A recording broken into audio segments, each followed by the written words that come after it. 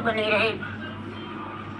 उन्होंने महारानी रुक्मिणी से कहा, तुम शोक त्याग दो, तुम्हारा शिशु भगवान उमाकांत के प्रसाद से प्राप्त है और उनका अनिष्ट कोई कर नहीं सकता, किंतु वह मंगल सहित लौटेगा, यह निश्चित है।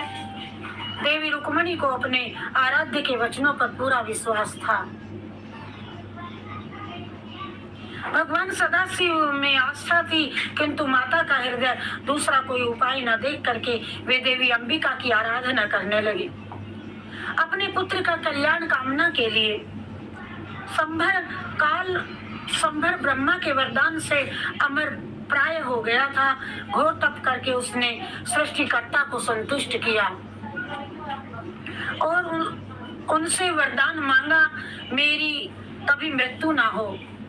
ब्रह्मा जी ने स्पष्ट स्वीकार कर दिया, ऐसा संभव नहीं है, मृत्यु तो जो आया है सो जाएगा।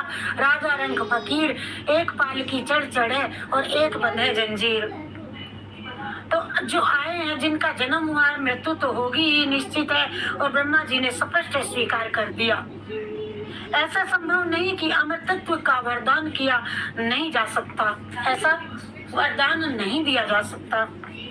मैं सुरासुर सबके लिए अवध्य हो जाऊं। संबर ने दूसरा वरदान मांगा, केवल नारायण ने उत्पन्न रमा का पुत्र मुझे मार सके, बस। जो नारायण से पैदा उत्पन्न हो, रमा से उत्पन्न हो, वही मुझे मार सके, बस। जब कभी वह उत्पन्न हो, मुझे आप सूचित कर दें, ये वरदान दीजिए। एवं वस्तु ब्रह्मा जी वरदान देकर के ब्रह्मलोक चले गए। संबर ने पृथ्वी से बहुत दूर समुद्र के मध्य में अपनी राजधानी बनाई और वह निश्चित था कि क्योंकि उसे पता था कि लक्ष्मी अजात पुत्रा है।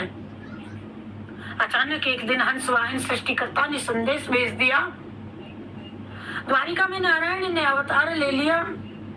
लक्ष्मी जी, श्री महालक्ष्मी रुक्मिणी देवी के गर्भ से नारायण का पुत्र ने जन्म ले लिया है। संबर महामायावी था, सैकड़ों प्रकार की माया उसे आती थी। रात्रि में आकाश में अंतर्हित रहते हुए द्वारिका जाना और शिशु को उठा करके ले आना उनके लिए बहुत कुछ कठिन नहीं था। उसने अतल समुद्र में शिशु को ऊपर से गिरा दिया और निश्चिंत होकर के अपने नगर में आ गया।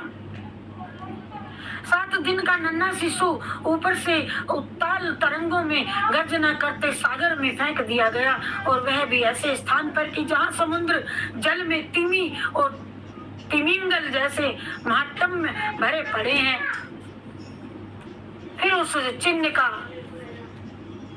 उस शिशु के चिन्ह का भी नामो निशान नहीं मिलेगा, बचेगा नहीं। अरे जिसकी मृत्यु नहीं है उसे कौन मार सकता है। जाको राखे साइया, मार सके ना कोई, बाल ना बाका कर सके, चाहे सब जग बैरी होए। शिशु रात्रि में आकाश जल में गिरा और नीचे जल में विचरण करते समय एक महात्म से मुख खोल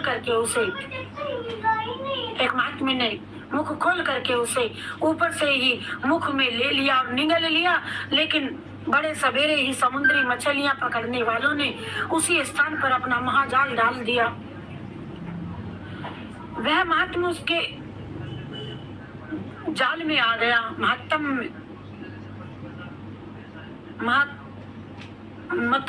महामत्स्य उसके जाल में आ गया।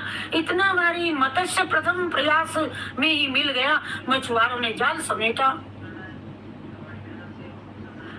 और नौकाएं संभर के द्वीप के किनारे जा लगाई। दानवेंद्र संभर इतना बड़ा अत्यंत मत्स्य देख करके बड़ा संतुष्ट हुआ और उसने मछुआरों को भरपूर पुरस्कार दिया।